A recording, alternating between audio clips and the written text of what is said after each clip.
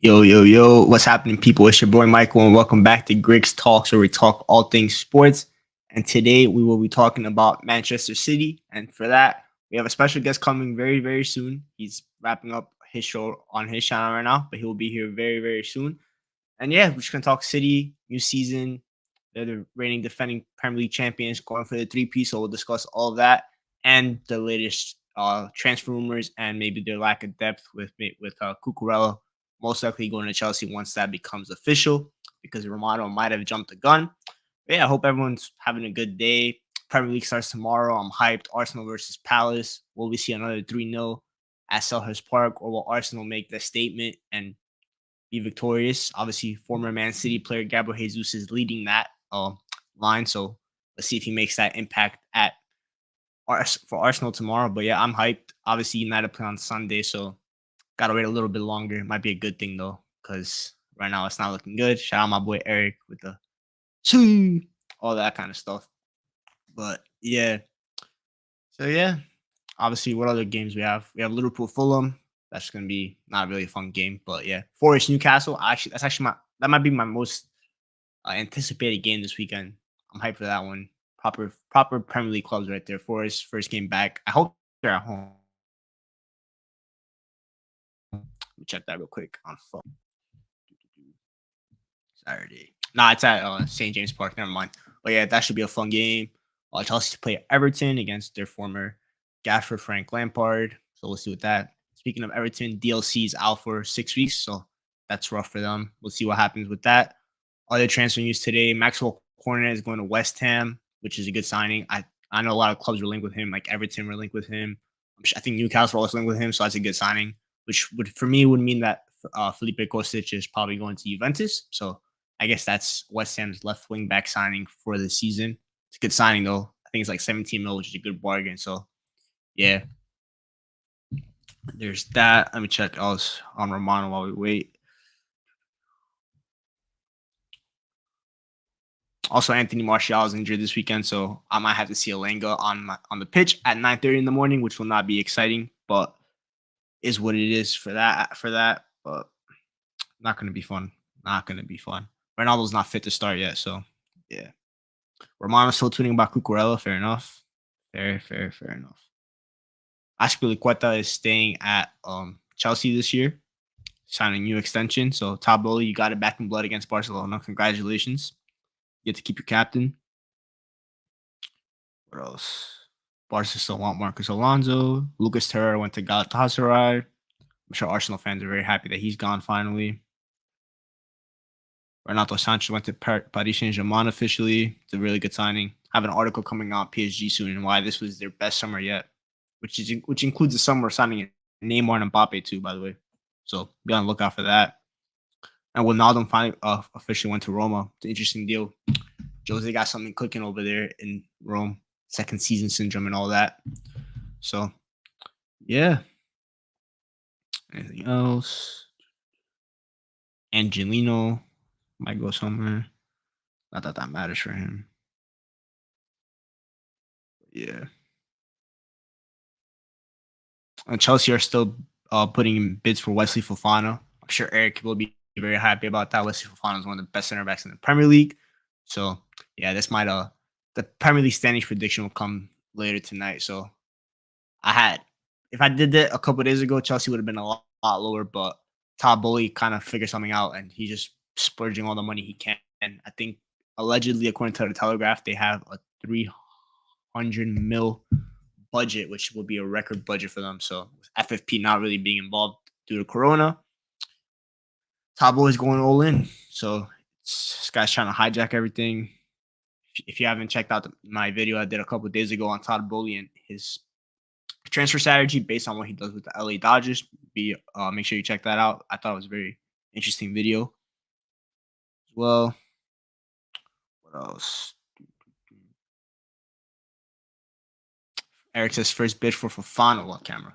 First bid for Fofana got rejected. It was a big undercut. Yeah, I think it was like 60 mil. Leicester want 80 mil. That's like their sweet price always for center backs. I wouldn't know Harry Maguire, but yeah, I think Leicester might settle for like a 70 mil bid somewhere around there, the middle ground. But yeah, that'll be a big signing for Chelsea. my opinion. But yeah, that defense definitely got shored up. But will they sign any attackers though? That's the real question. Got linked with the bombing yesterday. I don't know. I never asked Eric. Actually, I think I do know how Eric feels about that. Probably not happy, but hey, former ex Arsenal players at Chelsea has like 100% success rate. So it's in the history of Chelsea right now. Giroud, Ashley Cole, Fabregas. So you never know. He can make it another success. It would be funny if he scored like the winner at Emirates against Arsenal. That would be hilarious. That would be. Speaking of Arsenal, All or Nothing came out today. I have to watch that still. That's gonna be. I heard it was a decent watch. Obviously, it's gonna be a lot of Arsenal propaganda, so might make them look in a better light than it might actually be. I know they did a whole episode on North London Derby. That the 3-1 one, obviously. If Leicester lose Fofana and Matters, a massive holiday. That's very true. Because they haven't signed anyone, and they just lost their. I'm pretty sure Schmeichel was their captain. They just lost him to Nice for like 1 mil. So yeah, Madison, I'll take him that all day. But heard he's coming to Newcastle. And I think I'm pretty sure we just got rated by Never a Foul. So big up to them because, as you know, our guest is Daps. Start with the comments. Peps were finally prodigious. Rule. Ilyas says big up. Raheem says what's up, bro? What's up? What's up? I know you guys in the Discord. Mary Clark, hey from Never a Foul. Thank you. So yeah, appreciate the raid, of course. Yeah. So yeah, very interesting with Leicester. They're in for a big howler of a season, it looks like. Brendan Rodgers probably going to lose his job, which probably should have lost it last year, but I can finally maybe see Graham Potter at Leicester with that financial backing would be very fun. And here he is. Let me give him the introduction because I love to introduce my guests on the channel always. So we got from Never a Foul, my favorite city content creator. They just hit 4K, I think today in the morning. So congratulations to them for that. They hit 3K about 2-3 weeks ago. So yeah, it's your boy, MCFC Daps. What you saying, brother? You good? Yeah, bro. How you doing? All good? Yeah, man. I'm good. Sorry, I'm a little bit late, but You're good. I was watching your stream. You were. Yeah. You know what? It's one that I've wanted to do for ages.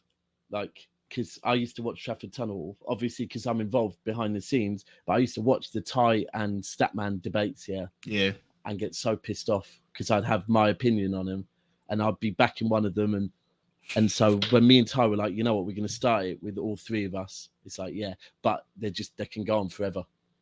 Ronaldo Martial FC debate. That's what they're on right there. Well, yeah. That is how it started, isn't it? Oh, I didn't even see that. I didn't even start that word. But early on, I actually brought one up early on. They had the David Moyes Ollie debate. Yeah, I caught that. Yeah, that was David Moyes. But yeah. So today we're pretty much like said in the intro. We're gonna talk about all things City. Obviously, I don't want to talk about United. I want to talk about other clubs. So Man City, I have some thoughts on that. Obviously, Daps, I know you have thoughts. Obviously, as your club.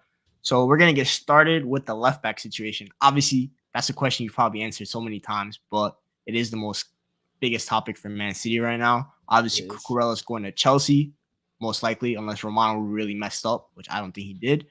And that was your primary target. So how do you feel about your board missing out on Cucurella when that was clearly the biggest target at that position? You know what? I just got asked this question, and I got asked the question if I could have any left back at City, who would I have? And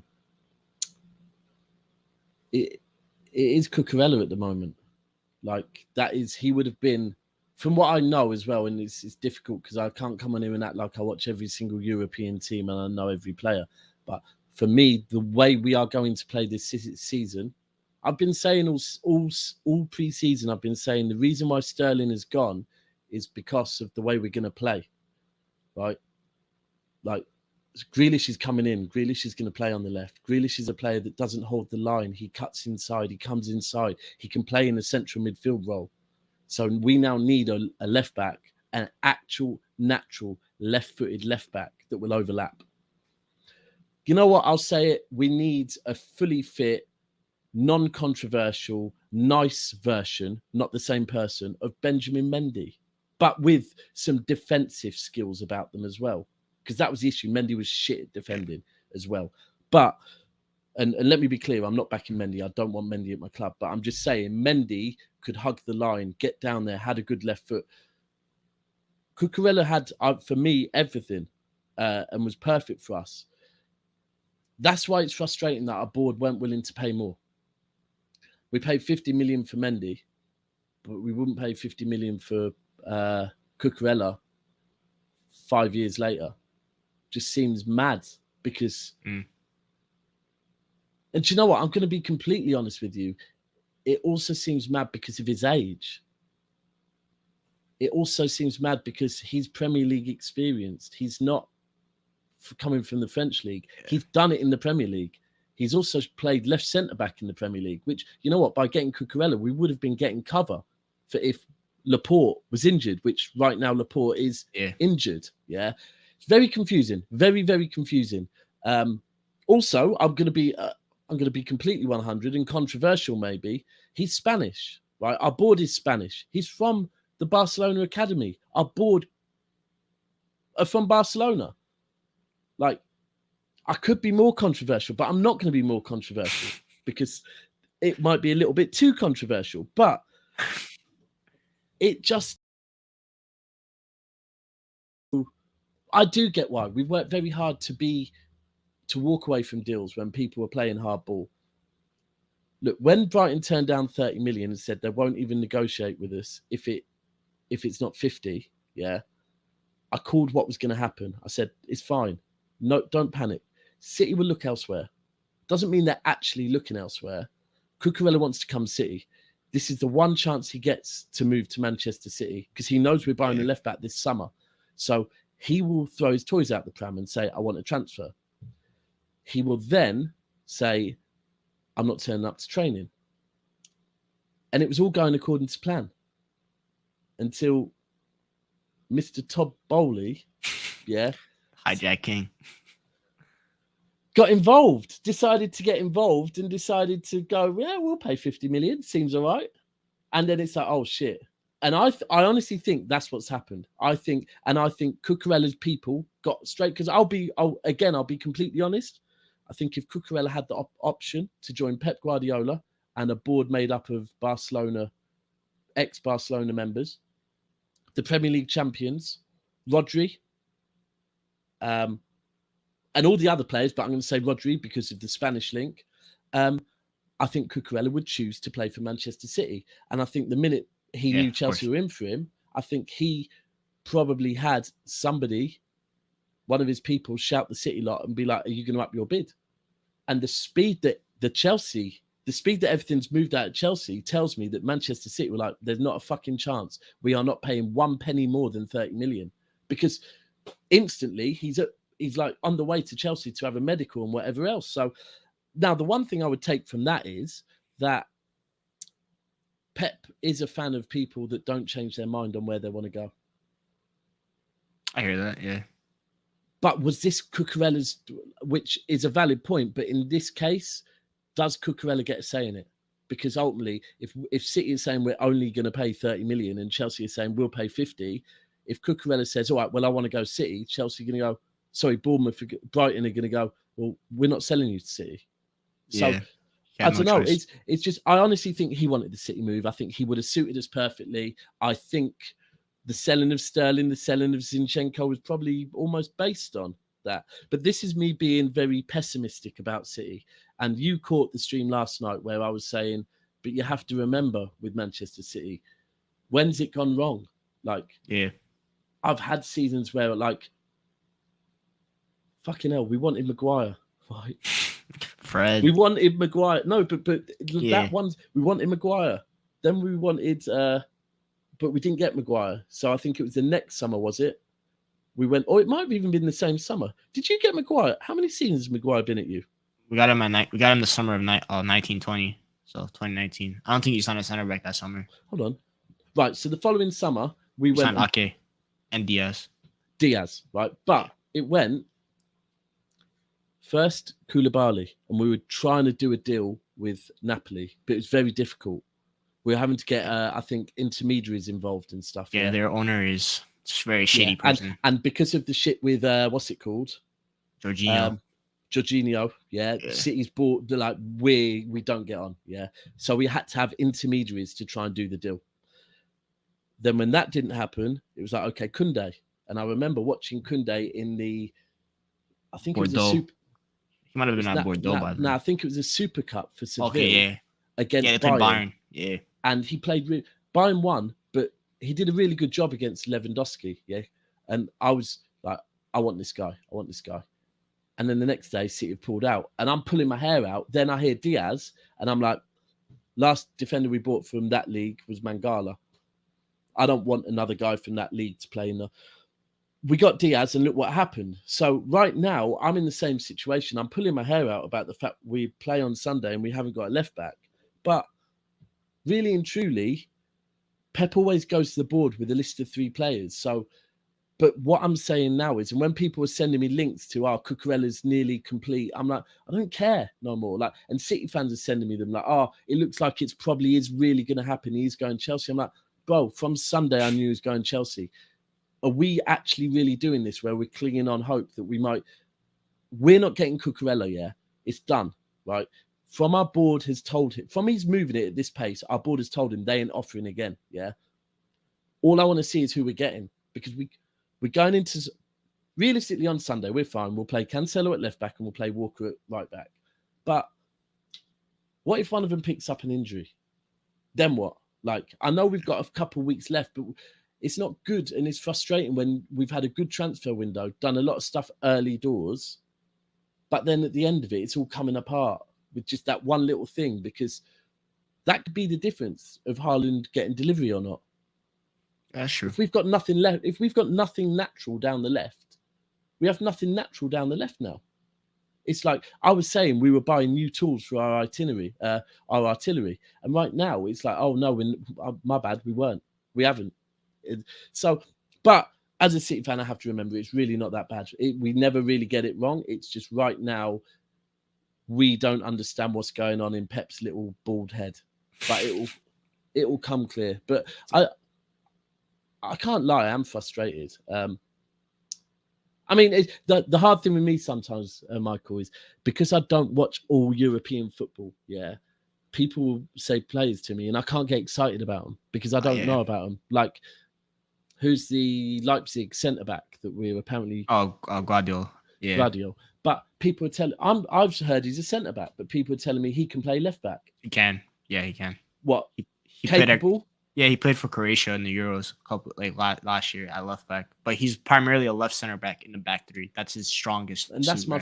Do we really? I mean, that would kill 2 birds with one stone, and maybe Pep would think I can turn him, because I do think to a certain extent with left backs, it is going to take Pep some time to teach them how to play that Pep style of football. Yeah, ultimately, because he plays with fullbacks differently to how other people play with fullbacks.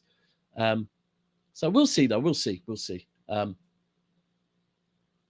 It winds me up talking on City right now, you know. I'm not going to lie. At the moment, I'm getting wound up talking about my club. But you're just like me with United. That's why I don't want to talk about that club, because they're a different level of pissed off. But with your board, I had this thought like a week ago, like the Brighton stuff.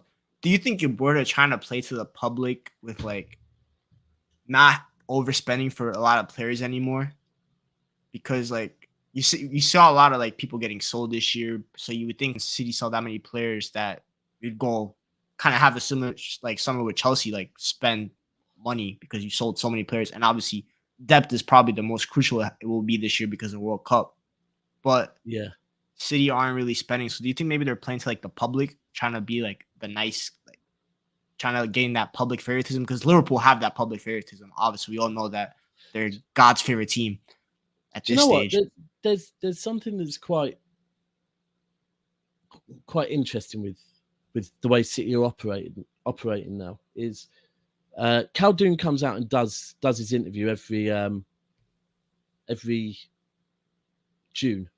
May, June, when the season ends, and after the season, and he gives us enough information. He tells us, and you know what? There's other things like if you follow City on their channel, on their social media, you can see in the tunnel. You can see every single day at training, different bits. You can see all around.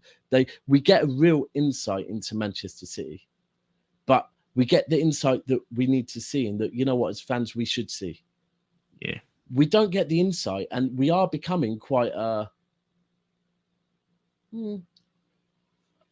want to say a well-run club, but we're not in the press all the time for being linked with players anymore. And like the Haaland thing, although everyone thought Haaland was coming to City, that wasn't down to City. And I can tell you the leaks, yeah, City were really pissed off with the leaks, really, really pissed off with the leaks. So I feel like the board, something's happening. Like I know our old board wanted to spend loads on players and they didn't care if they're held to ransom. The new board, they don't want that. They're not willing to be held to ransom. What they love is a release clause. Release clause is a City's board's favourite thing. Haaland was one. You don't have to negotiate. Just quick, simple. The press, no weird like bidding war or anything. Because a bidding war, you see a bidding war, what can happen in a bidding war? You can lose. Yeah. Yeah. You can lose. Now, do you know what we've been losing in? And it's joking aside, but I get hit with it all the time. We lose in the net spend FC trophy. Like, we're not this season. We're not. Yeah, you're winning. You might be. I think you're winning it. Yeah, we're winning it. We're winning it. And that is the way we could see it. The other way you could see it is that the financial fair play thing with UEFA wasn't that long ago. Khaldoon met up with UEFA after that and shook hands and said, let's build bridges. Yeah. It was very clever. Very clever. You're still our enemies, but you know what? We've pulled your trousers down in front of the whole world. We exposed you. We didn't need to do that. We could have just given them the evidence that we had when they asked for it, and it all would have gone away. But City said, no, take us to court because we shouldn't have to do this. You've got show us your proof to why you need to see this evidence. Ultimately, same with police. Why are you pulling me over for? You can't just pull me over. And that was basically the same thing. You're asking to see our records for no reason because some idiot has just told you to. So you're in here. No, take it to court. No, take it to court. We're not showing you nothing. Take it to court. Got to court and we showed them it. And the court said, yeah, they're not guilty. The only thing we got fined for was not producing the evidence to UEFA sooner. That's what we got fined for. Yeah. Right. So we exposed them ultimately on purpose to say, no, fuck you. We're going to show you what we can do to you in court. We will expose you to everyone.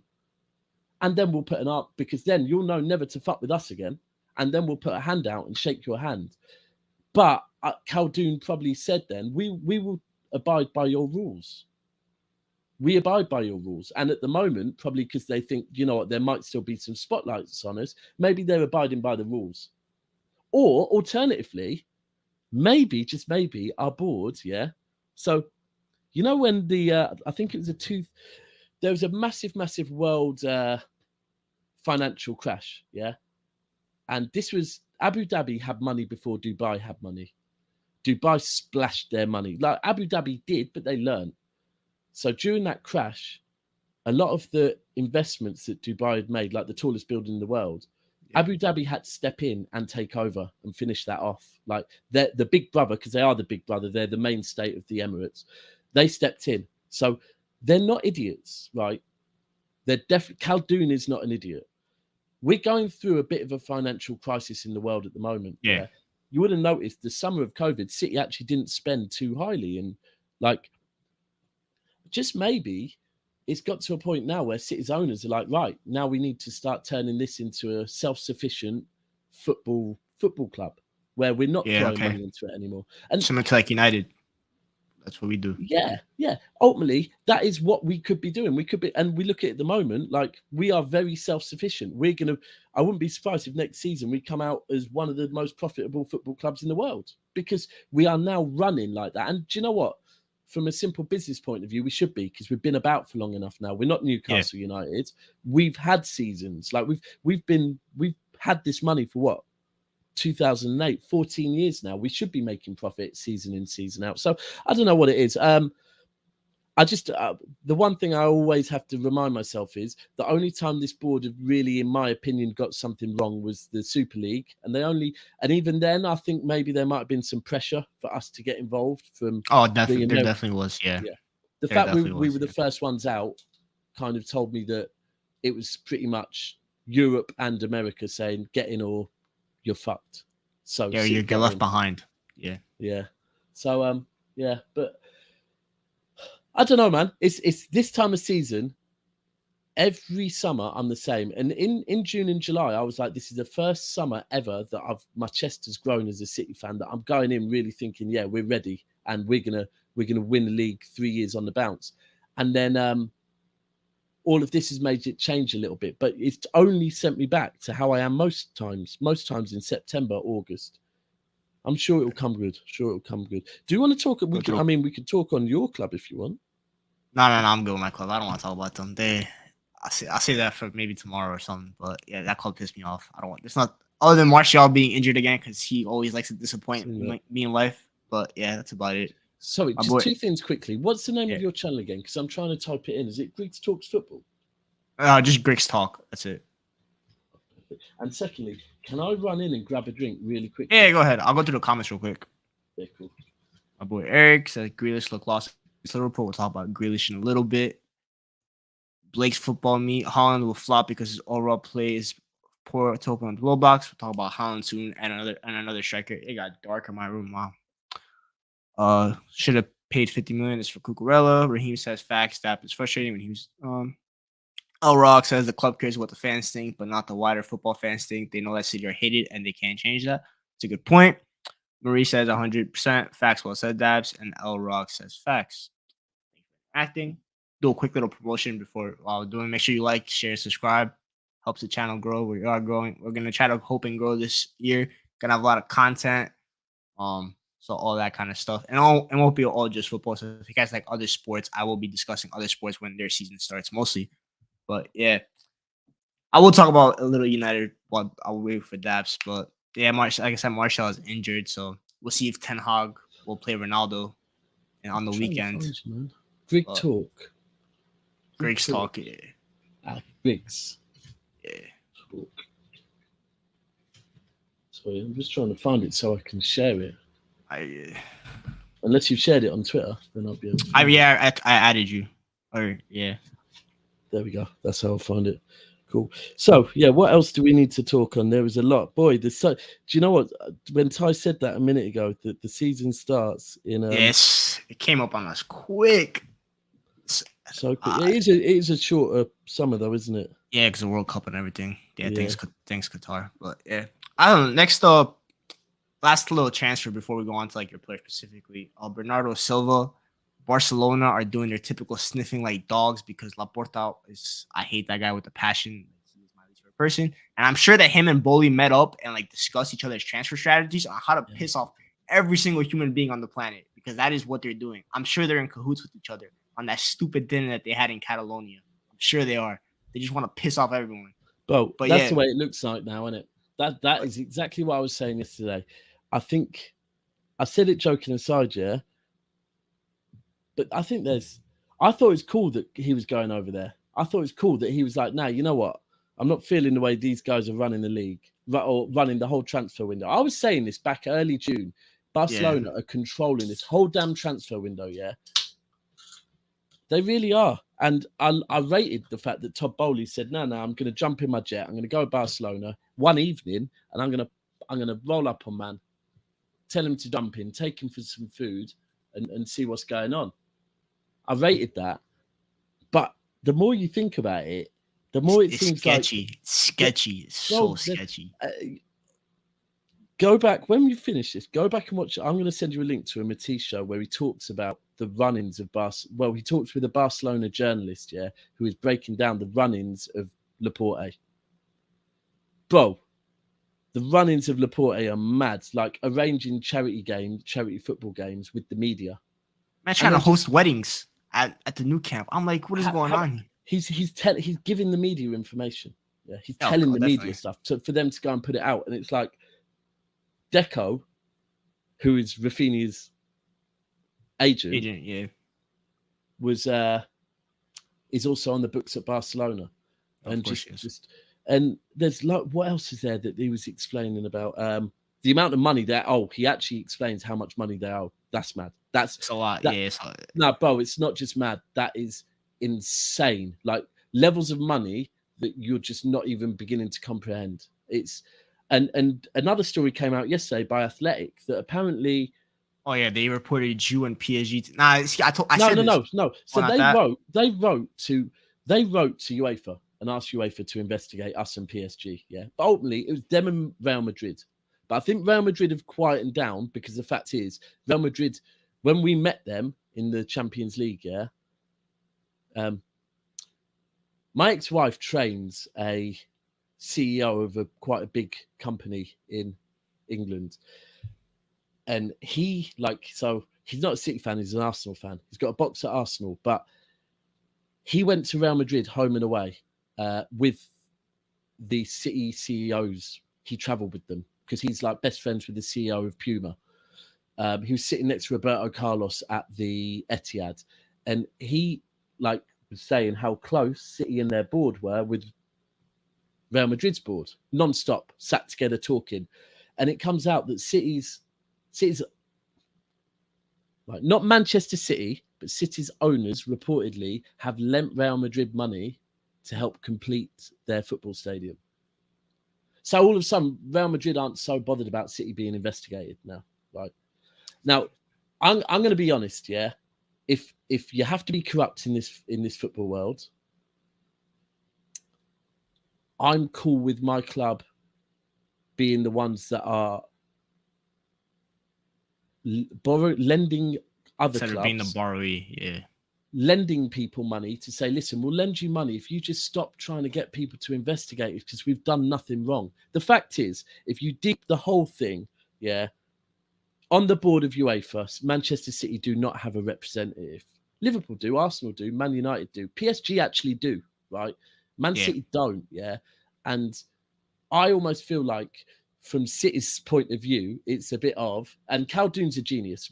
If you go and look at Khaldoon's Wikipedia, Khaldoon has awards that are kind of like the equivalent of Nobel Peace Awards for creating relationships between the Arabic world and other countries. Yeah. So the guy knows how to smooth things over quite well. Yeah. And it's almost like he's tried with the American owners in England and he's getting nowhere. So he's gone, you know what? Fuck you. You lot don't run shit. What's Real Madrid saying? Because we all know deep down, Real Madrid run things. If we want to be treated like the rest of you, we'll go and speak with them in it because they're running things. None of you lot are running. He's a don, bro. He is. Florentino. He is. The fact is, he is in it. It's no matter what any of us say. Love that guy. So it's like he thought, you know what? Cool. If we have to do something to get a fair treatment, because we're not getting a fair treatment. Maybe as a City fan, I'm biased, but I do feel like, do you know what I've come across twice now? People saying City are owned by Saudi Arabians. Today on a Liverpool fan was coming at me saying basically, well, we all know that the Saudis is blood money. I was like, sorry, what's the Saudis got to do with City? He's like, well, they're the only reason you're successful. I'm like, the Saudis? And he's like, yeah, bro, the Saudis. I'm like, how have the Saudis helped City? He goes, money, duh. I was like, bro, you've just used duh on me, yeah, because you think we're owned by the Saudis, yeah? This is pretty embarrassing, brother. Like, I'm not. He's like, well, who are you owned by? I was like, so we're owned by a consortium from Abu Dhabi. He goes, well, same thing, innit? And I go, bro, that's like saying Sweden and England's the same. It's not the same thing at all. But basically, what you're saying is they're two Muslim countries, so they're the same thing, right? The reason why, one, you're wrong, but secondly, you're calling Saudi, and I'm not getting involved in that Saudi blood money thing or any of that. I don't know enough about that to talk on that, but you're saying Saudi's blood money. That's a very dangerous thing to call someone. And you're now saying Man City's owners are the same just because they're from the same religion. Like, bro, honestly, and the worst thing is the guy was Muslim himself saying it. And it was like, whoa, this is mad. But I think City's owners, I trust what they're doing. I trust everything in them. But you know what? Sometimes they do seem to start wanting to give us a bit of a heart attack like the team do. Now, I've got a question for you. I just asked Ty, and I'm going to ask a few people this now. Who would you start on Sunday for City? Oh, so I was going to talk about this later in a little bit with Julian because I'll transition this into Julian Alvarez. So my ideal front three for Man City is Foden on the left, Haaland up front, and Julian Alvarez on the right. On the right, yeah. Because I tweeted that during the Community Shield, and Pep did it in like 2 minutes. I'm like, Pepito knows what he's doing. We got a connection over there. And look at that, Julian Alvarez scored, which I was happy for him because when we talked in March, I talked about how Julian Alvarez, like him not going to United, hurts me to this day, and it will hurt me for the rest of my life because that guy is going to be an instant success rate. So yeah, I would go with that. And then your midfield. Have you seen much of him? So yeah, I did my typical scout when United get linked to a player that I actually like I don't know properly. So I watched River Plate for him and Enzo Fernandez, who also scored a banger for Benfica during the UCL qualifiers. Go figure. And yet when people compared him to Tevez and Aguero, a hybrid of that, I'm like, he must be serious because that's the perfect forward. Yeah, Tevez yeah, and Aguero, bro, it is, like, isn't it? That's the perfect forward. Yeah. So I watched him and his link up play. I'm like, he's gonna be a hit at City because Pep's gonna get his hands on him. And if you already have elite link up play, when you go for Pep, he'll fix the everything else. He just as long as you know how to play his ball. And he came in, and him and Haaland are gonna be a dangerous duo. So I would go with that. And I think Foden is crucial on the left since you don't have that left for the left back. So because Grealish, he just didn't work on last Saturday. I'm sure you rewatched the game because I think it didn't work. You're not wrong.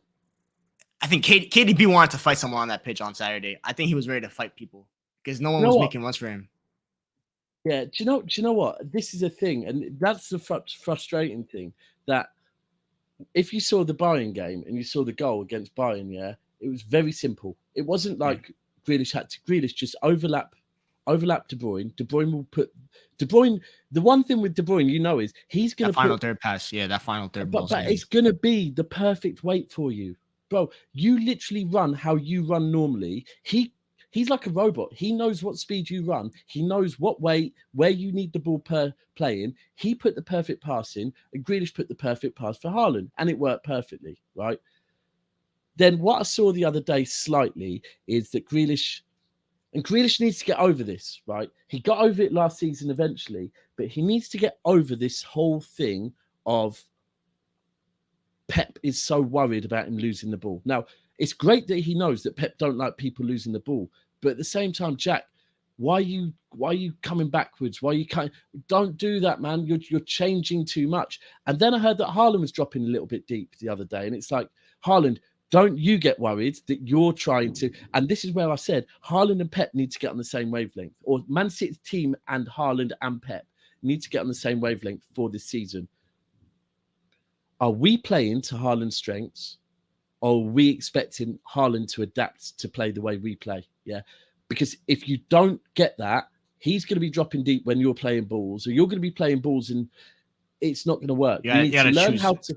Yeah, we need to learn sometimes to play it through the middle. And you know what? Right now, while we don't have a left back, we're going to have to play balls through the middle for Haaland to run onto.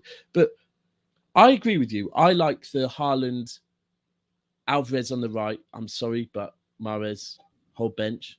I think it's gonna be hard for Mahrez to understand sometimes that cutting on the left is like, not today, boy. Haaland's made a run. Feed Haaland. This isn't about you today, Mahrez. But my main reason with why we should be playing Alvarez right now is Haaland has openly come out and admitted, yeah, Haaland's played before the Community Shield. He played 45 minutes of football. After that, he said, my fitness is not where it should be, but I'm working on it. Yeah. He said it himself. That's fine. No problem, bro. You're coming back from an injury and you're not fully fit. No problem whatsoever. Alvarez, yeah, has played taken part in every game of preseason. And that's because he played Copa Libertadores right before he came to. So he's fully match fit. Midway through a season, bro. He's match fit. He's fully match fit, yeah. He's ready to go. Now, I understand Community Shield. You've just signed Haaland. All the fans want to see him. Cool. That's Community Shield. Listen, Sunday's the Premier League. It's 3 points. We don't want to drop 3 points because all 3 points matter. Always. We won the league last season by 1 point. Yeah. We don't want to be dropping 3 points at the start of the season.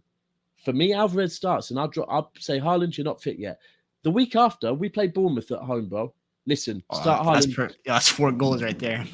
Fantasy points coming. Bro, that's what I'm saying. Haaland, you know what? You're not fully fit, and that's fine. You know what? Everyone's booting off on this. It's not. They're not going to. Everyone's found out who's got what's it called. Big Six. Oh, no, there you go. Fair enough. I don't know what time they stream, but No, but everyone's finding out who the new representative on Big Six is. oh, is it you? Nah, Oh. it's Louis. Salute to Louis. So Oh. I found out earlier. I'm very happy, very, very happy. So they're starting a new show called Big Six Extra, and I'm going to be the city representative on that. Oh, congratulations! And to be honest with you, Steve suggested that. Ty also said to me, Daps, I'm going to be 100 with how much you like to spread yourself on other channels, the fact you're running Never a Foul, and the fact of how I can be towards comments sometimes. I'm still getting used to taking criticism and not losing my shit. Maybe you need to do that first. And I think it's spot on. So I'm really happy. And you know what? Huey has been Steve's stand-in for a while and has done a fucking good job. I'm a fan of Huey. I think Huey has grown as well. And me and Huey are getting closer as content creators. And I think he's the right choice. I watch the way he rattles Grizz and think he's brilliant. So I'm happy for him, man. I'm mad happy for him. And I'm happy that I've got the role I've got. So yeah, but I think other people that vote for me, but it is what it is, man. Huey deserves it. And they're all, him and Lewis are both good content creators. But yeah, so for me, I'd be going with Alvarez. I would. I've said it I wanted to see the shithousery of signing Haaland, but with that comes pressure. And I don't like pressure, because if he flops, it's bad, isn't it? But with he won't flop. I don't think he will flop. Flop. But he's young, in it. And with me, the Alvarez thing is just he's more of a type of player I like. Like you summed up perfectly. Do you know what? Hold on. Yeah. I might see if I can do this while we're on a call.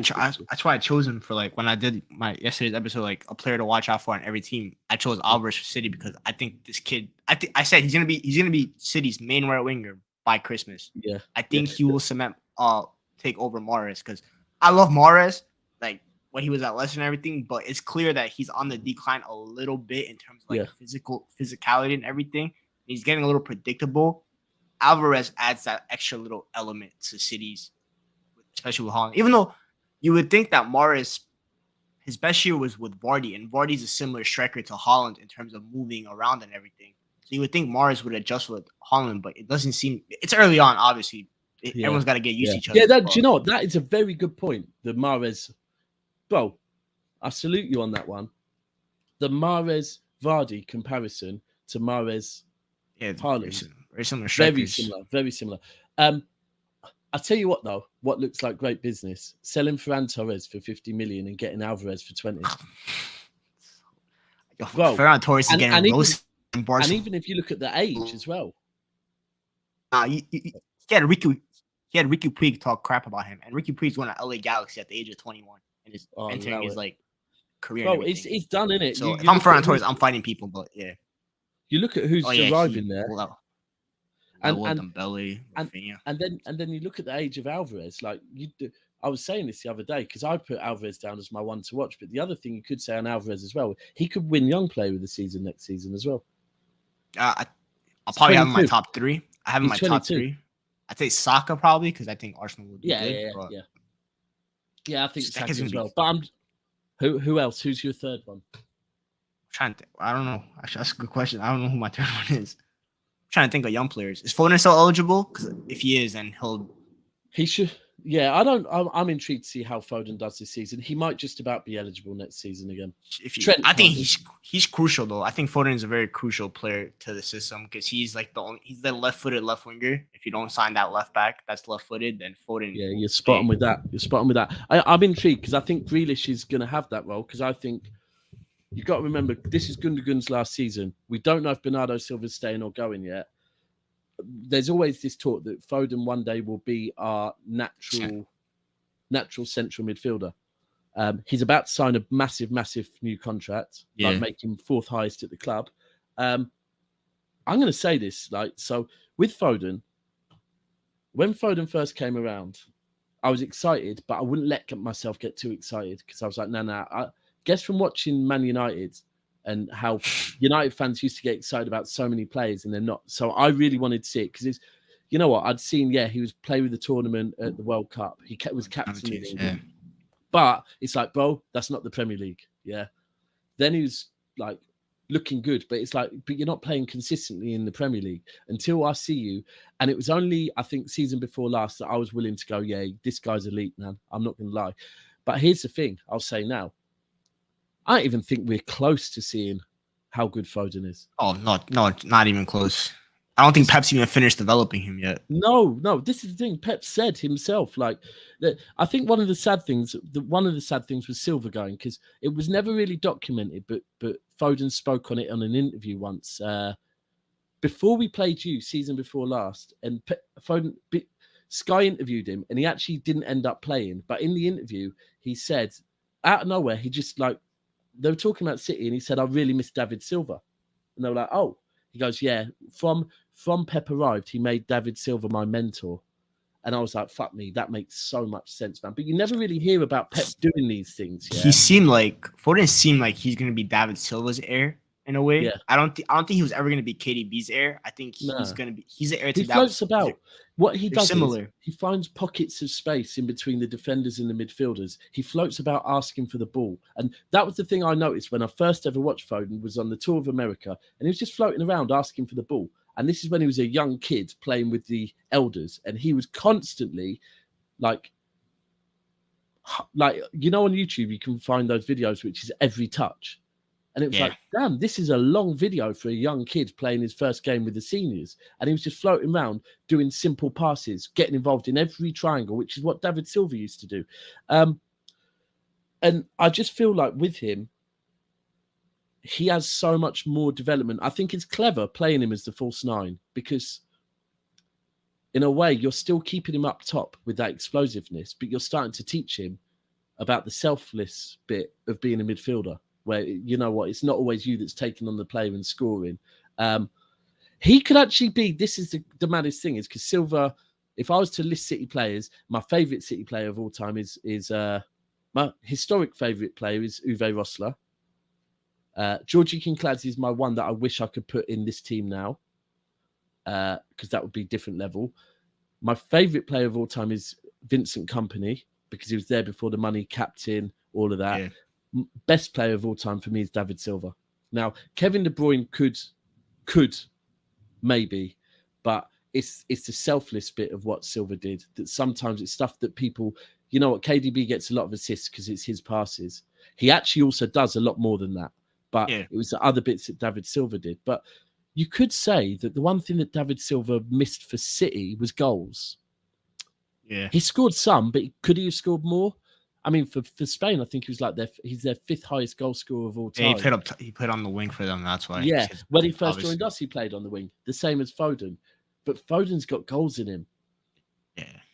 And that's where he could, I don't know. He's an interesting one. He's a better ball striker.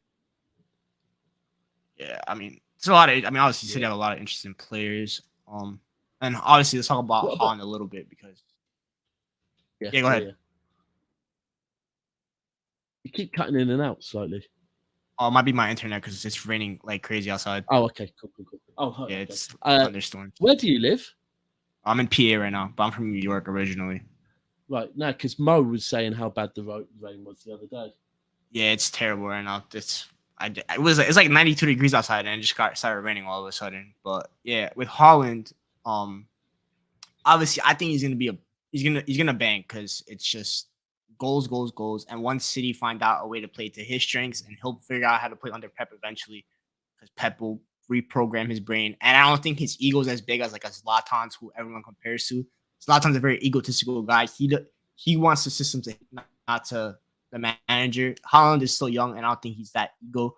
So I think he'll be fine. Obviously, that game against Liverpool, City won on XG, and I don't always like using XG, but the chances came, and that's the best thing. If the chances come, yeah, he's a little rusty too, because you said he's only played 45 minutes of preseason. Yeah. The pressure was there, because obviously it's his real debut for Man City, playing Liverpool and all that. But those chances, I'm telling you right now, he's scoring those next time. And that's why I went on Twitter. I'm like, calm down about Haaland, calm down about Nunez, because I wrote this in an article too. I wrote this in an article about Martial comparing it to Ronaldo. If you have strikers like Haaland, as long as your chance creation system is perfect, which City and Liverpool's is, the striker, I don't care if his first touch is bad, he will bang, because all they have to do is just put that ball in the net. Yeah. Yeah, That's all that you're matters with spot on. Holland. Yeah, I think he will. I think you're right. I think his dad, yeah, he seems like the type of guy that he listens to his dad for starters, yeah, and his dad will be telling him, "You need to listen to Pep." Like I Yeah. said, there's a moment when he got interviewed where he was speaking about Pep, saying, "Oh, Pep's crazy," and then they tried to push to find out what he meant by that, and he wouldn't. He was like, "Oh no, I prefer not to speak on that." I thought you are showing sign. Whereas I think Zlatan would be the type that even at a young age would have been like, "I'll tell you because I want to tell you." Whereas Erling shut down, like, nah, I mustn't speak on the manager. Like that, he does seem to be that he will respect Pep, he will listen to him. Look, the fact is, he's Erling Haaland.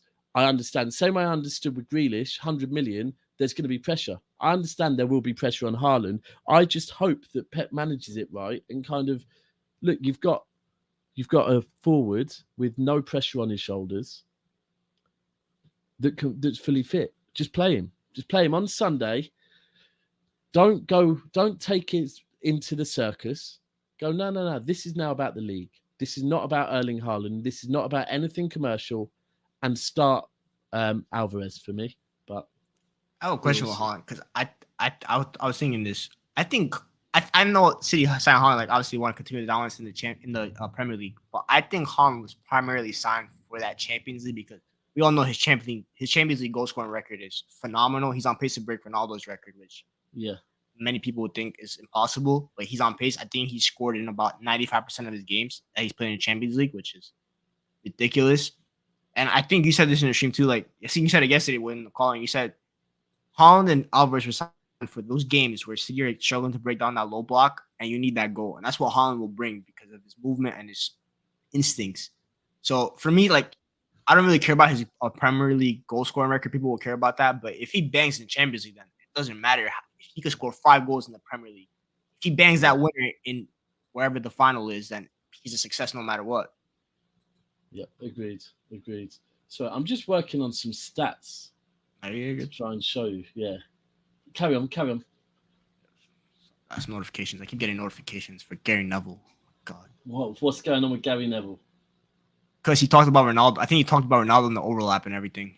So right. Okay. Oh, what did he say? That's interesting though. He called him out. He basically said his actions is somewhere unacceptable, which I'm actually kind of shocked by. Kind of nice to see United legends calling him out. But yeah, I agree with you. I still don't care about Gary Neville because he's still Gary Neville. Who cares about him?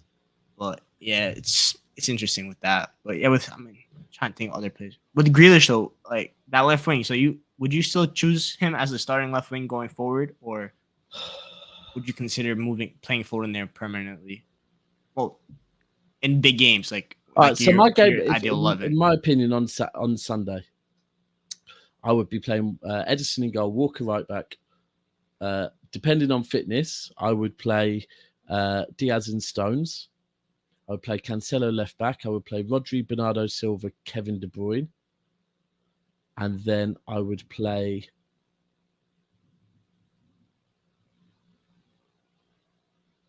Grealish left, Foden right, and Alvarez through the middle. Fair enough. It's actually that's a good one because West Ham are gonna play that mean low block, so you kind of gonna need that creation to invert it to kind of. The only one I might consider changing would be to put Foden on the left, drop Grealish, play Bernardo Silva kind of wide right. No, right. Play Alvarez wide right, De Bruyne false 9, Bernardo Silva, and bring in Gundogan. So midfield of Rodri, Gundogan, Bernardo. Do you know what? I would. First game of the season, fuck it. Do you know what? Let's go old school City, right? And let's remind everyone who the champions are. And I'll go, that's our strongest team for me. Rodri, Gundogan, Bernardo Silva, Foden, De Bruyne, Alvarez wide right. That's how I play. Good lineup. That's a good lineup. It won't happen. West Ham it's away though, right? The game on Sunday, is it away? Yeah. It's interesting. I want to see how Shkamaka plays and everything. It's gonna be interesting. Yeah, well, I just heard apparently that they're after Cornet. Cornet. That deal's done. He's going for his medical tonight. Wow, I mean Cornet, that's a good deal. I've I've had my own Cornet for a while because I thought last season he started the season really well, and he looked like a player that maybe was over here to try and know that if I have a good season, then a bigger Make the club will move. come in for me. Yeah. I thought Chelsea should sign him before they signed Cucurella. I thought he would be an ideal left wing back option. But Yeah. I think he's going West Ham to play left because they were after Kostic, who's now apparently going to Juve most likely. So I think Cornet will be is the ideal plan B for that, which is a good plan B. So yeah, West Ham are moving serious, unlike other clubs in the Big Six. No names. No names mentioned, but I'm just gonna say that they haven't spent 80 million so far this year, while Chelsea have a 300 million budget apparently because Todd Bowley is stealing money from Los Angeles and adding it to the Chelsea fund.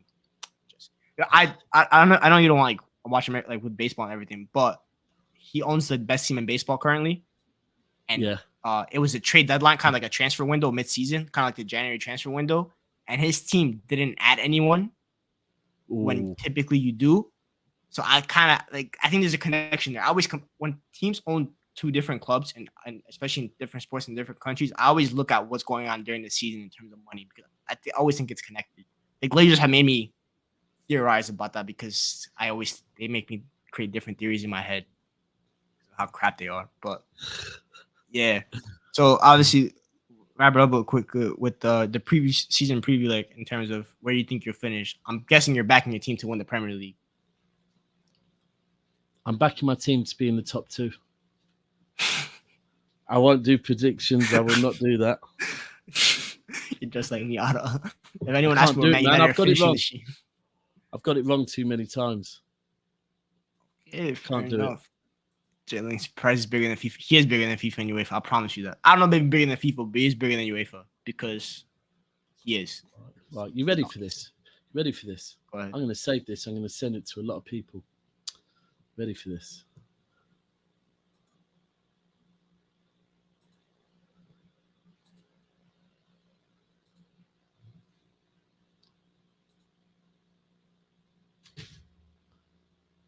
Right. So, Salah, Julian Alvarez, Erling Haaland, Cristiano Ronaldo, Romelu Lukaku. I've put a lot in here. I'm not going to lie. It's all per 90. Yeah. Yep. Look at how many Alvarez is green on. Such a good player. It's not fair. I mean, he's not on conversion rate and goals and shot accuracy, but on pretty much everything else, he is very much similar to. He reminds me more. I'm right. What I would say is, with some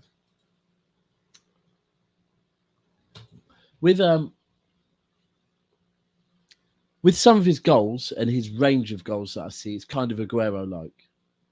Yeah.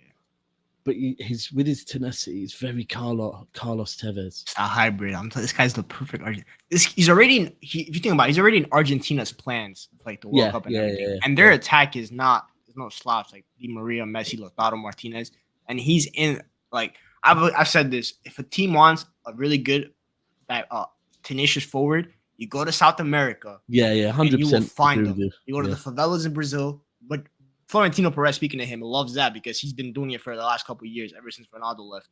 Yeah. Vinicius, Rodrigo, that new kid Endrick. He does, doesn't he? He does. That's the hottest name on the block. You see with United, Garnacho. And I know a lot of people are hyping him up right now, but my favorite thing about him is he's just so direct. It's like a fresher breath air, and you just want that. And I think Alvarez brings a fresher breath air to that City attack that they haven't had in a while. Kind of like Aguero. Obviously, in the beginning, he was showing that because he was one of the best strikers on the planet. But obviously, as he got older, injuries got up to him. So he just became that poacher. Yeah. That's the thing, and that's the difference with.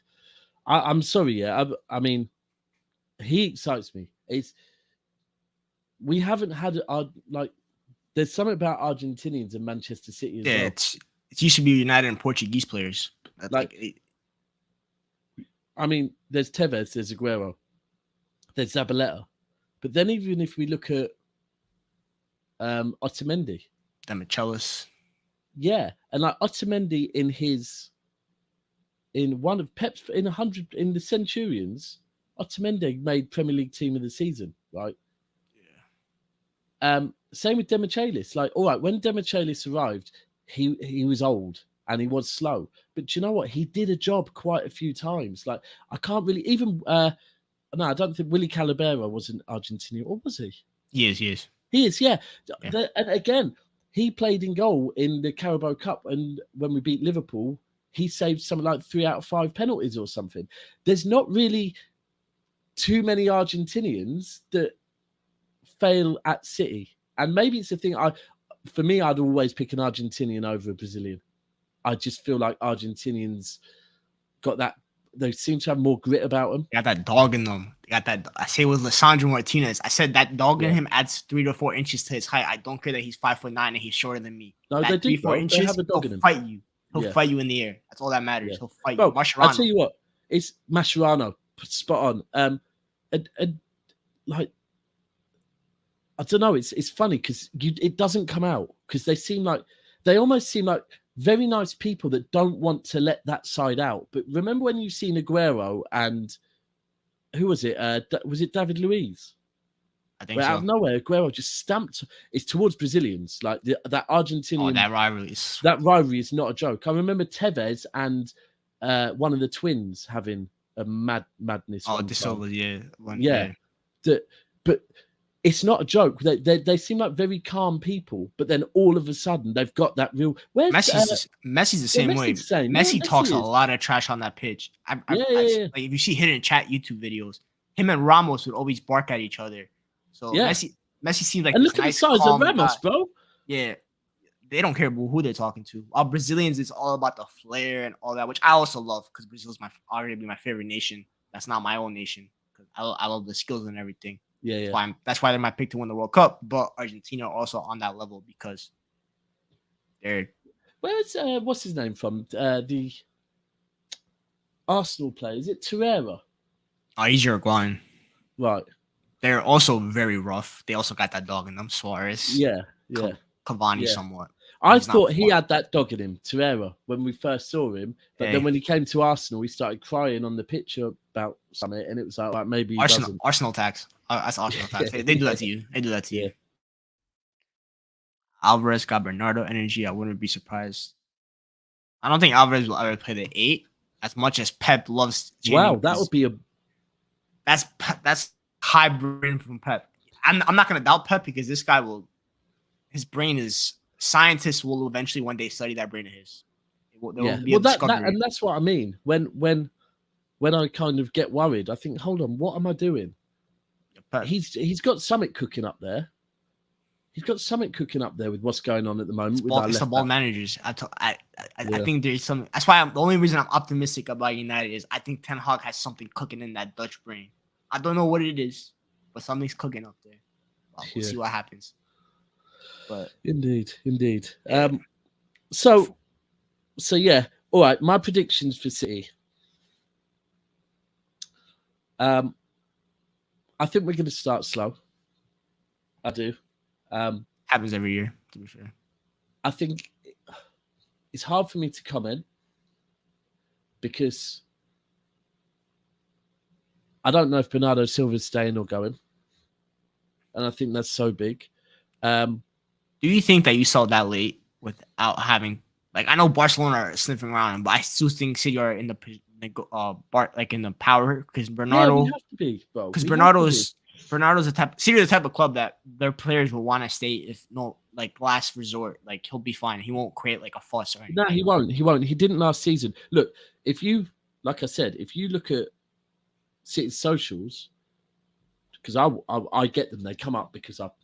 Yeah, remember that the little football game, his football with foot tennis with Grealish, which is a hilarious video.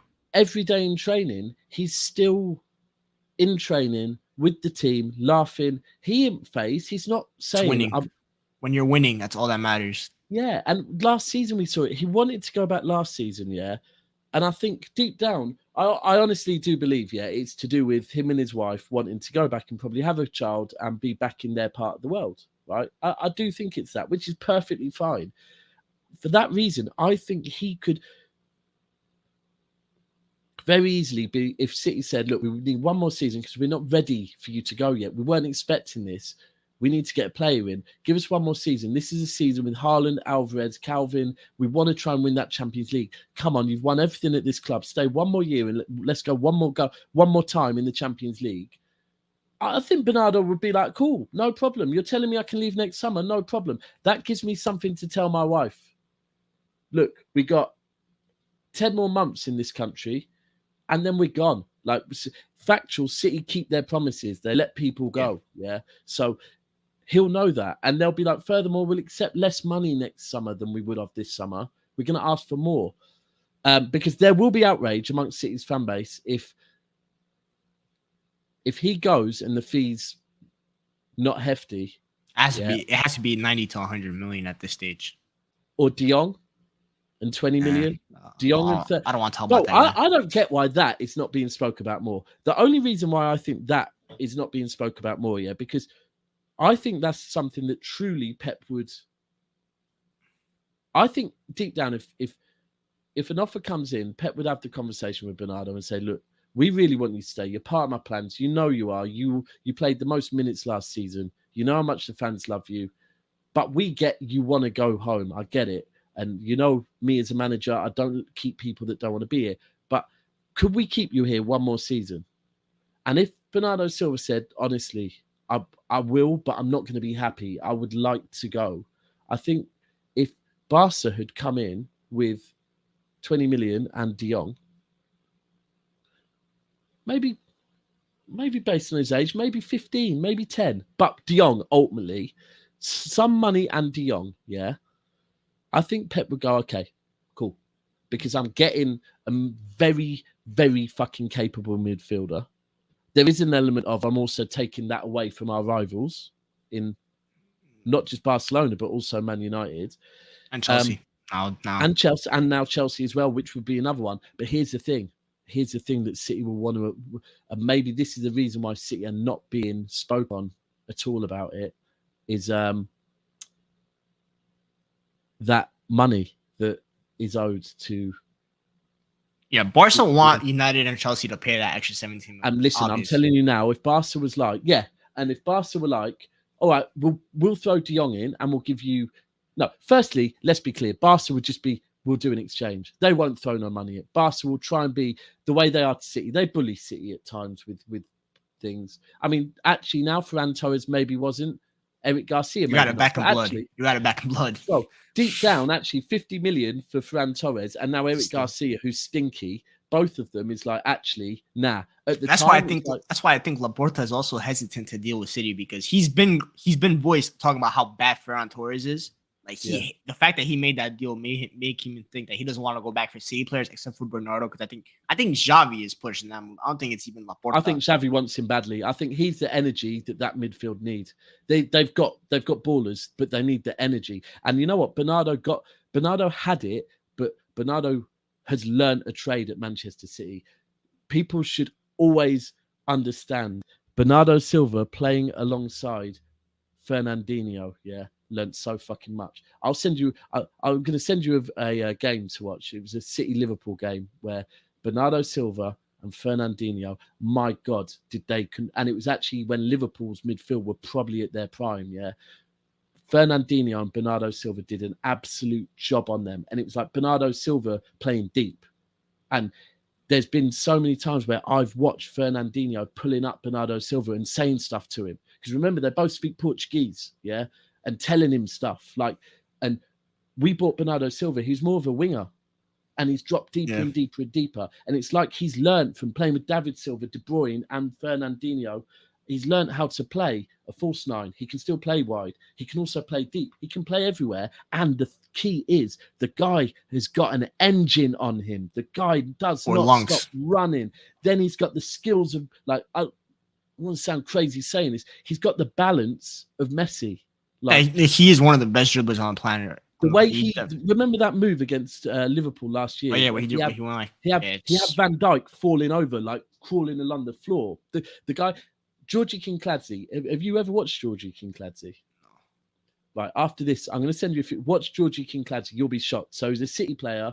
We got relegated when we bought him. He was so good, like getting goal of the month on Match of the Day. You know what Match of the Day is? Yeah, right? Yeah, getting goal of the month on match of the day regularly, bro. He would pick up the ball in the middle of the pitch, and when I tell you, you'll watch him and be like, "Fuck me, is that Messi?" The way he's Georgia from Georgia, ex-Russian Yeah. place, yeah, proper short. The ball looks like it's stuck to his feet, and he'd like accelerate quick, then stop and dribble really slowly till players get near him, then That's the accelerate. best skill. That's the Bro, best skill to have. and when you watch the highlights reel, yeah, you'll see he's taken on whole teams, sometimes scoring, sometimes putting it on the plate for City. And this is when we were really bad and we like balloon it over the bar and that, yeah. And then we got relegated.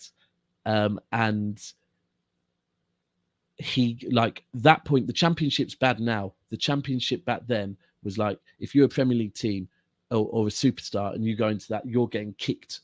And it was like, he ended up moving to Derby or something in the Premier League. But then, like, by that point, I think money had gone to his head. He was getting big and whatever. But what a baller. But Bernardo Silva is like that. He's such a player, man. But if we lose him, there's no one that can replace him right now. There's no one.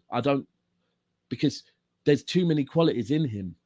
I think I said the other day, if we were to get so and so and so and so, a bit like I would actually say, maybe Liverpool in Nunes and Diaz have replaced Mane.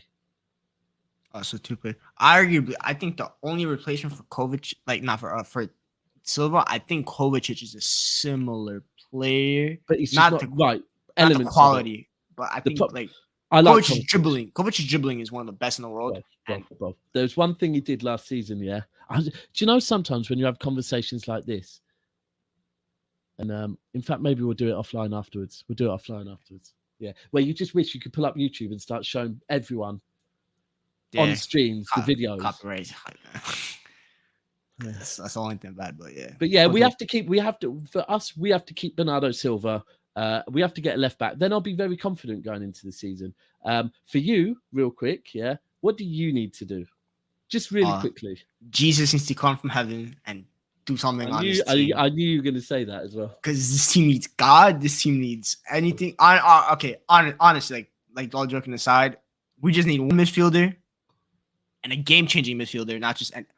I said because United, I dumbed it down for them because everything has to be dumbed down for that club because God forbid any genius comes through. I would ditch Frankie and tell Ten Hag, yo, it's not happening. It's too much of a hassle. I know he's your dream target, but Barcelona, and we're not that attractive right now. But a team, I would go for Matheus Nunes, who I know City have been linked with and who Liverpool linked with. Yeah. I would go for alongside him. I would go for Timo Koopmeiners, who plays for Atalanta, who's a defensive mid that's Dutch. So he fits Ten Hag's Dutch fetish because Ten Hag has that Dutch fetish. So he fits that. And Matheus Nunes, Portuguese, Sporting. Everyone has a good relationship with Sporting because they're a nice club. They don't always. We're also obviously Ronaldo, Bruno, Nani. We have good relationship with them in the past. You go to them, you get those two, and then you just go sign. I would go sign that Sasa Kalajic guy from Stuttgart because he's 6'7" and he adds a different element to the striker. Yeah. 3 signings, cheap. That's like 100 mil, not even 100 mil. That's like 80 mil, done deal. There you go, simple. You don't have to spend all that money on De Jong and everything else. Do you think, this is a joke, by the way, but do you think Ronaldo's got something to do with Martial's injury? Oh, this guy, he gave him like wrong advice how to heal in the cryo chamber or something. I don't know, man. This guy. I feel, you know what? I'm going to be completely 100 now because I know I'm maturing as a human being when during this summer I have managed to start rating Martial. Right.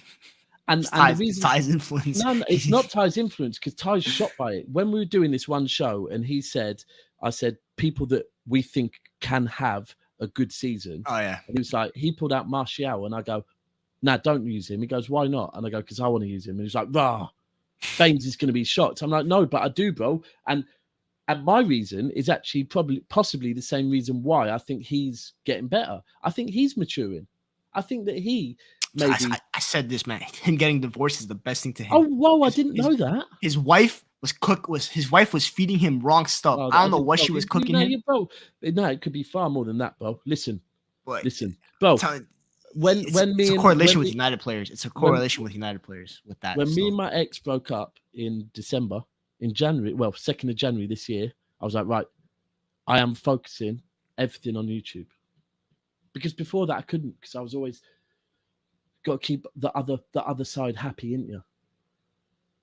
I didn't know about that. I mean, that is probably relevant. I think also the fact that he's gone to Seville and stunk out the place, right? Getting called the worst player of all time. You know how bad that is as a lone player? If you imagine the whole time he's been at Man United, he's had excuses. The whole time. It's been like, oh, whether it be the manager, whether it be whatever it be, they loaned him out to a different team, right? And he still stank, right? He came back to now, he can't say, the manager, because now you got a coach now, bro. This is an actual coach that knows how to coach people. Also, you went and played for another team and you were still shit in a different country, an easier league, and you were still shit. So you're getting to that age now where no more excuses. This is on you. And Ten Hag's gone. Ten Hag looks like the first manager, to be fair, that's put his arm around him and said, listen, you're a good player. This is what I expect from you. And he's a good player. He's clinical. The only reason why I'd ever slate him is that, cool, I'll accept he's a good talent, but don't be telling me he's this when he's not performed like that for 2 years. Like, I don't want to hear it. Like, because performances are relevant. They are an attribute as well. Your ability to perform is an attribute. So, whereas he's come back and it feels like maybe he's thought, yeah, you're right. Shit, I'm at this age and this could be my last, not his last World Cup, but this could be his best World Cup. It's his last chance. It's his last chance at a big club. And let's be completely honest, Blanc, even during Martial's stinky periods, has still picked him. You mean Deschamps? Deschamps, not Blanc. Sorry, Deschamps. So if he has a good 2-3 months at United, I fully believe he could get in that French. He will, yeah, because Deschamps knows his ability. He's picked him when he's been bad for United. The good thing about Martial, he's got the injury. He's got the injury now because it's not. I think it's minor. Injury. I think it's because they didn't say he's out on Sunday. They say he's a doubt, which makes me think that maybe one made me think it was more. It is that's the only thing with him is it's like it could be minor, but with him, his body has been so cooked the last couple of years that a small injury for him will be severe. And I do feel bad for him in that aspect because he does deserve to be the starting line of Manchester United right now, which a lot of people didn't think they would say, including me. I was ready to give up on him. Ty said, because I tweeted, I said, Martial, I think he's done. And Ty came in and said on my tweet, like, I saw that. I remember that. And then against Liverpool, he bags. I'm like, okay, you shut me up. Fair enough. I want to see more of that. It was a good goal, though, isn't it? Yeah, it was like I can't believe I'm gonna say this, a vintage Martial goal where like he's not like shooting it weak, like the chip, like he loves doing the little chips. The goal against Watford that under Ole's like first full season was like one of the nastiest goals. And I think with Martial, the thing that's pissing me off, I batted for him and he let me down, and I hate when players do that. Yeah. I defended you and all that, and my friends were ridiculing me. I'm like, I still backed you, and then that PSG miss killed it for me because he kicked it back to freaking Nice in France, but he did deserve that starting 9 spot over Ronaldo. But Ronaldo prayed to the karma gods, and exactly. That's what I'm saying, and they've answered him. But Ronaldo's not starting on Sunday, so I don't know what he was trying to do because he's not starting. No, he's not fit. Ten Hag said he's not ready to play a full 90 yet. Good. And which might not be the best thing because I have to see Rashford play as a striker on Sunday, but that's why I say we need signings. But my board aren't listening. Greenwood is not back for me. Greenwood's never playing for Man United again. I don't care that he added all the stuff to his bio, whatever. He is not playing for Man United again. I don't think the club is that stupid. But anyway, I don't care about that guy. He rot wherever the hell he lives. But yeah, I don't know what's gonna happen. I think we're finishing 6th. I think you probably think the same. As of right now, obviously things can change because the window's not over yet. But we'll see. We'll see. You know what? I've seen positive signs with Ten Hag. The vision is there. I don't think the execution will be there. That's my only worry. I think the board have maybe not. Maybe it's Ten Hag's wishes, but I expected to see more. I think that's what I went on Grizz's channel and I said this. I don't like that United gave him the full power. Yeah. As a board, your manager can have the first 3 targets, but Ten Hag only has 1 target. That's the issue. Yeah. Like you said, Pep has 3 players that he has on his list. Ten Hag had De Jong, Anthony, Timber. Martinez was the only time we had an alternative, and that's it. And now Ziyech. I don't want Ziyech. Respectfully to him, I want P and P in my wing. No, We have no P and P attackers. At this point, I'll take a Adama Traore at United right now. That's how desperate I am, and I think he's not even that good of a player. But or like a Pepe, take a hit on him. Who knows what can happen? But United are stuck in a place where we will see. I think there's so much at the moment. There's so much that still needs to happen. I'll be honest. I'm intrigued on what's going on at Newcastle. Oh wow, Romano said that Chelsea paid £62 million overall for Cucurella. Yeah, well, that's why City walked away. 55 mil and then 7 mil in add-ons. I'm not gonna lie. That's a lot. What are they doing with him? I think he plays left center back. If they don't sign Fofana. Don't you think? Right. So hold on 1 second. I've just got to check something quickly on here. Where's it gone? I don't know what top bullies. I thought I had him figured out, and then he just doing random things. It's weird. See, here's one thing that I'm sure conversations happen, right? And I pull people up for saying stupid things and not thinking that these conversations happen. But I'm sure Cucurella. So Spain play with the back 4, right? Yeah. Right. Cucurella don't start for Spain yet. No. Fringe player. Yeah. He is in the squad, isn't he? Starting to feature in the squad. Yeah. Yeah, because he can play left center back as well. So yes, right. Versatility. So going into the World Cup, like he's now moving to a big club. So you'd think if he moves to a big club, and who's Spain's left back? Jordi Alba. Oh yeah, all right, fair enough. Seniority and Enrique still not your time. Yeah, Enrique's Barcelona through and through. He will always prioritize Barcelona. All right, that's cool. All right, so that's fine. Because I was thinking, if he was thinking I could get a sniff this summer, surely he'd want to play in the position that he's going to play in for country. But the fact is, Jordi Alba, he ain't pushing him out. So he knows, 4 years' time will be my World Cup because Jordi Alba will have gone by then. So 4 years' time is my World Cup. All right. But I don't know. I get it. And obviously, Cass yesterday, I don't know if you saw, but when I was saying I don't get why Chelsea would buy a player a very good left back to play left centre back. And Cass went off at me about, so it's fine for City to buy backup players. And I was like, I don't know why. That's not what I'm saying at all. What I'm saying is, I don't get why you'd buy. I understand if they're buying him as backup to Chilwell, I get it. Yeah. If they're buying him to play a very good left back, and actually, I went on to say afterwards that earlier on this stream, you were saying how good Cucurella would be going forward, overlapping Grealish. If he's playing left centre back, he ain't doing no going forward, overlapping anybody. Yeah. But then you look at Sterling.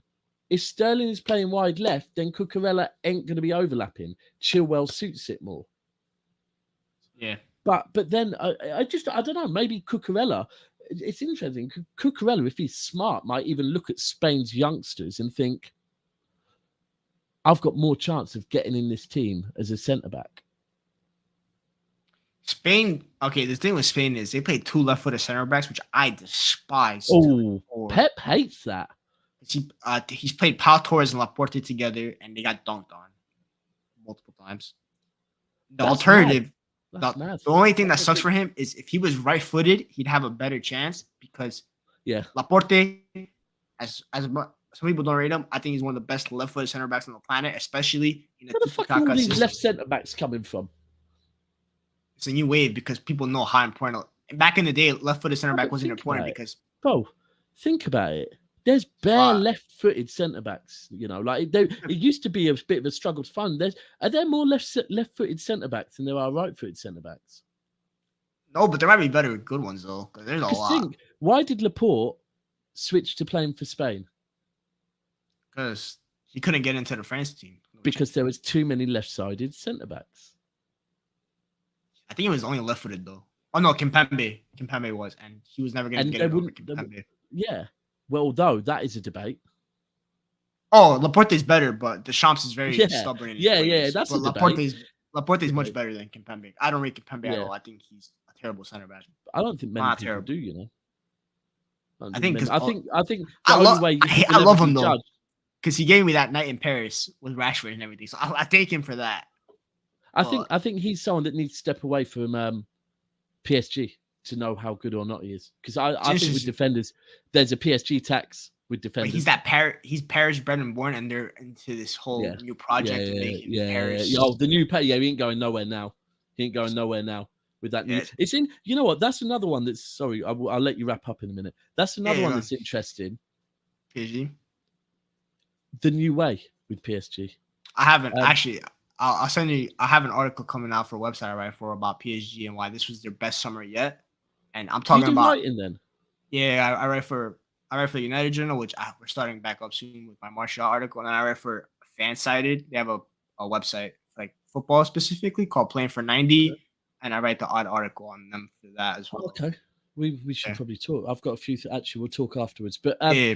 So I don't know. There's a guy that I did a stream with him. He's coming to my barbecue, and we're going to speak a lot more. He's called Parisian Londoner. I've heard of him.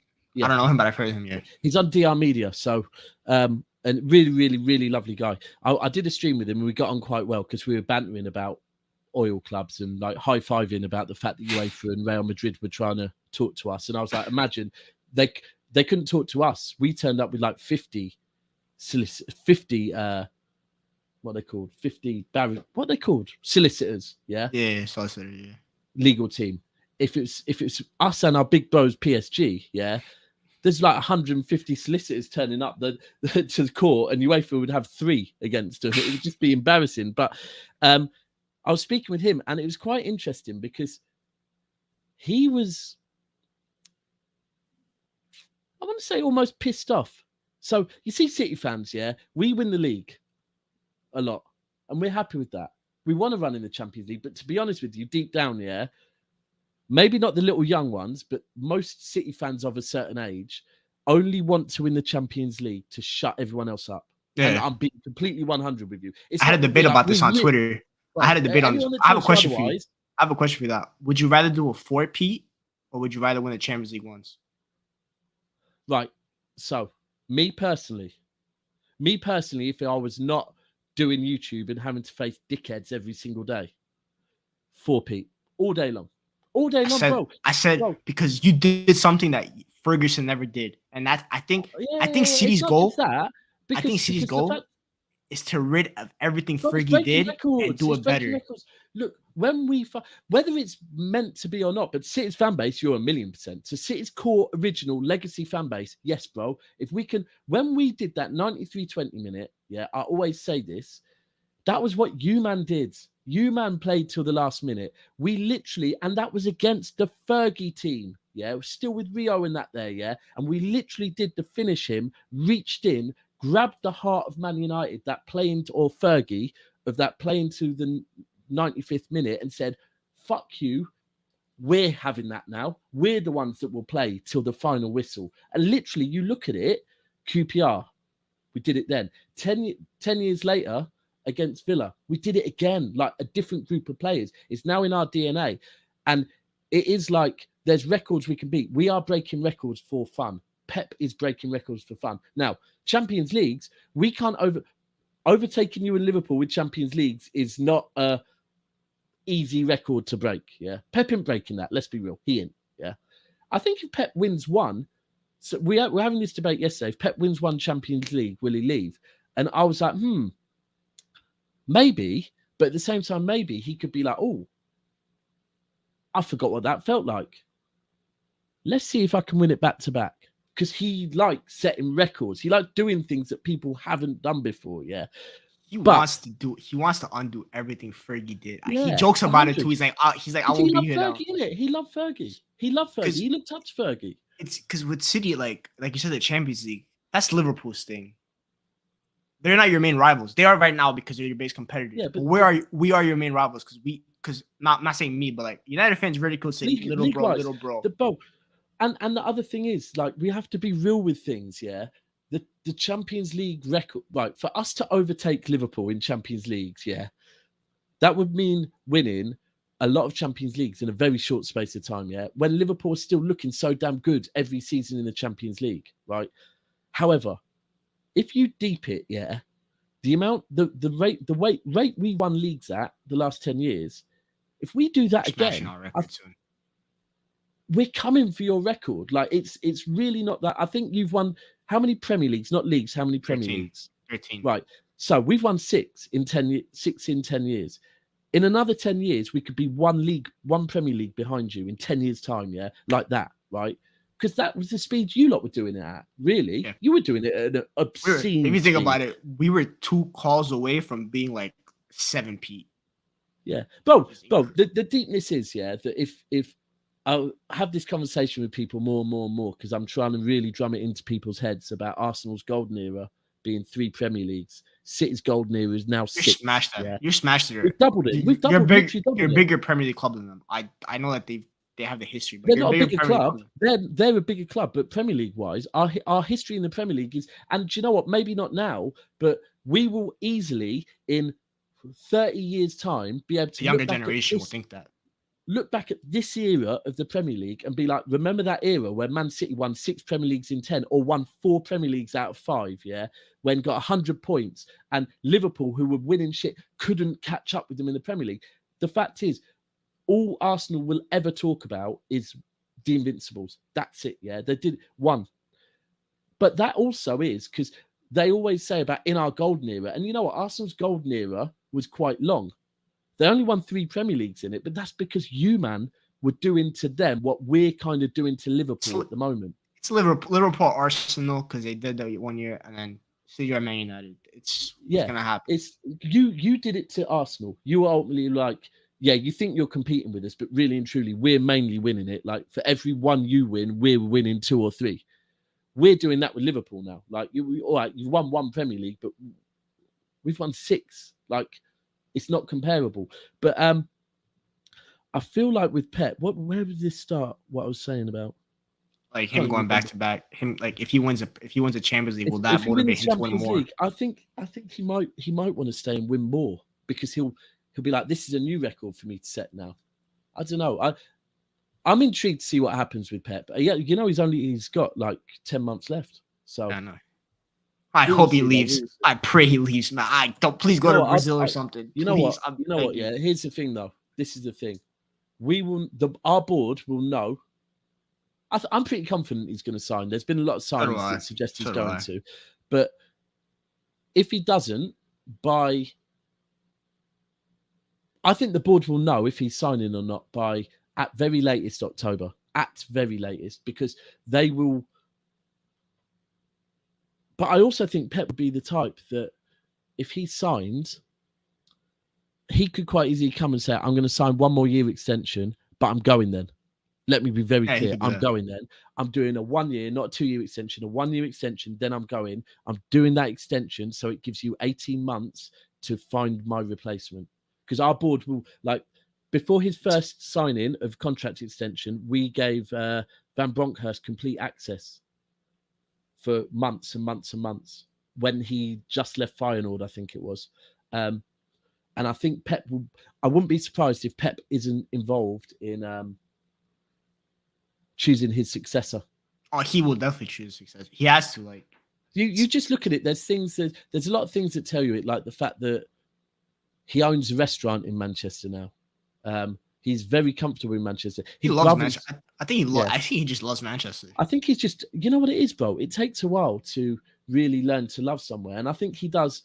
I think the relationship with the board, they just get it. It's like, it's not going to, and I do think there's an element of, I think our board and Pep, they'll never fall out of love with Barcelona, the city. But I do think at the moment, Barcelona, the club, might be pissing them off quite a bit. Because it's like Pep's hated them he hasn't hated them. He's hated the way they run things for the last decade. He loves Barca, obviously. Yeah. But he left them at their prime. Yeah. So I know a lot of people say it's just the way they act. Barca. It's like It's like weird. He hates Bartomeu, especially. He hated that. No, it's just. You know what it is? It's really. Do you know what? And I'll be 100. This could all be the media, actually, but I don't think it is because Laporte is very vocal. But if you deep it, Barcelona they're being like scummy, yeah, like Torres. In fact, fuck Torres. Ibrahim Diaz. So long ago, we pretty much gave him to them and said pay us over however many years. Garcia, similar type vibe. Even Ferran Torres was a weird deal, yeah. Even this summer, I'm going to Barcelona in 2 weeks' time to watch a friendly, yeah, midway through the Premier League season on a Wednesday. I wish City cancelled that on them. I'll laugh. We've agreed to do that for a charity for them, right? We've agreed to do that for them, and then they want to keep be sniffing around Bernardo, and when we're trying to get ready for a season, they're doing shit like that. For me, you know what? The funny side could go, haha, you lot are being bullied by Barca, and maybe there is an element of truth to that. But to me, I'm like, that's scummy, man. You've got a team that you're like one of your most successful managers of all time, one of your most successful boards of all time, that are trying to work with you, and you're doing stuff like that. It's just anyway. I hope they ruin that relationship. Because I said this, Laporta has ruined relationship. He will blame anyone in this world except Lionel Messi, because that is the one person he can't blame, because he knows the fans will attack him because Messi is Barcelona. Yeah. That will be for the rest of eternity. But yeah. Do you know what? I'll be honest. He's never said anything wrong about Pep, has he? No, he's not. No, because he knows. Because he can't. Barcelona. Pep is still solo by Barcelona because he started this era. Bro, and not just that of the football club. You got to remember, he's a captain. He's a former captain and club legend, of course. But also away from the football club, Pep's rode out for the Catalan. Mm-hmm. Yeah, turned up at speeches speaking on the Catalan. You can't go against that. That's bigger than Barcelona. The Catalan is bigger than Barcelona because Barcelona represents the Catalan. So yeah, they run. If you piss them off, they'll storm the new camp. Yeah. They've done it before. They'll do it again. But I do think sometimes it's annoying as a City fan because you think we kind of see that we do seem to bend, but at the same time maybe we don't. Maybe we're shrewd with it. But anyway, listen, it's been a really good chat, and a lot more for you on Never a Foul, man. 100%. Yeah, we'll speak about that offline though. So yeah, quick plug. Obviously my Twitter at Michael_Griggs26. I tweet a lot. I should probably cut down my tweets a little bit. Have I never had you on Twitter till today? No, I don't think so. I don't use Twitter too much. Don't worry about it. It's not the best app. I just like it a little more than Instagram. Maybe my Instagram is a little more personal.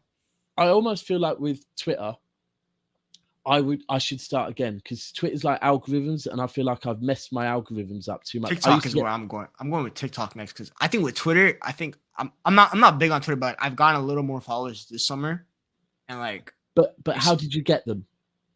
Oh no, it's just because I've gone it's kind of like cash kind of helped with me going on traffic tunnel that help. Yeah. And I get followed by Leas follows me, Grace follows so that's I've good.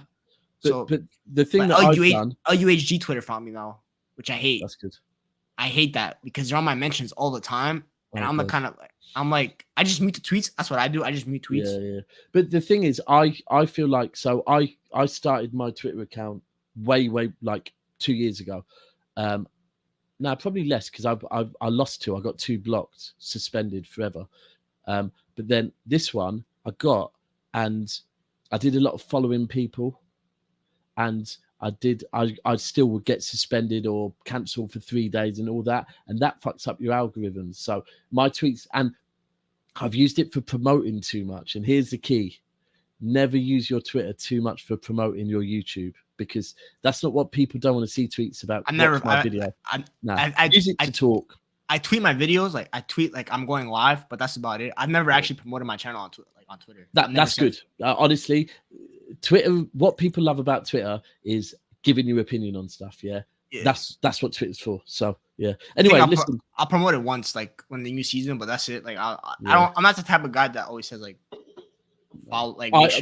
was that guy. That guy, and that ruins everything. Ty runs his Twitter well. Yeah. Last question. Michael didn't Ragnick want Alvarez? I wanted Alvarez. Ragnick lied about that. He didn't know who Alvarez. He didn't know what he didn't know. I wanted Alvarez, but United didn't listen to me. But yeah. So yeah, make sure you follow me on there, and then I haven't even. I'm doing my predict. Actually, I'm just gonna tweet my league predictions. I'll do like a tier list and tweet that out. But yeah, I'm sure Arsenal fans might get on to me about that. And then yeah, Daps, promote yourself, of course. MCFC Daps on Instagram and Twitter. Most importantly, though, never a foul. Where was it? Never a foul. I can't find it there. It's right there. Yeah, there you go. There we go. Never a foul. Trafford Tunnel. Both of them. As a City fan, Trafford Tunnel for these guys. Never a foul for me and some of these guys as well. YouTube channels. Just hit 4K on Never a Foul. Congrats on that again, by the way. Thank you. And you contributed to it as well, bro. And yeah, and we've got a lot coming up tomorrow. We've got a show at 5 where we're reviewing all the home kits, and we're gonna we're reviewing all the home kits. Double A's favorite episode. Yep. And then after that, we are going to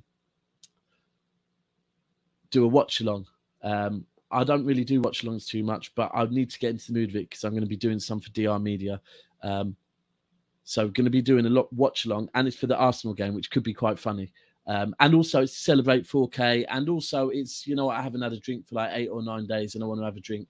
But yeah, I want to chat to Michael offline about watch alongs because I think you could be really good for watch alongs. And last few comments, Marie, who I always see on Never Foul chat as well. Great support. Love Marie. For live lads.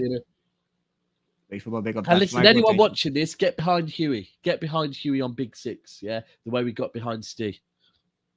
Yes, sir. And that's pretty much it. Peace out, people. Love.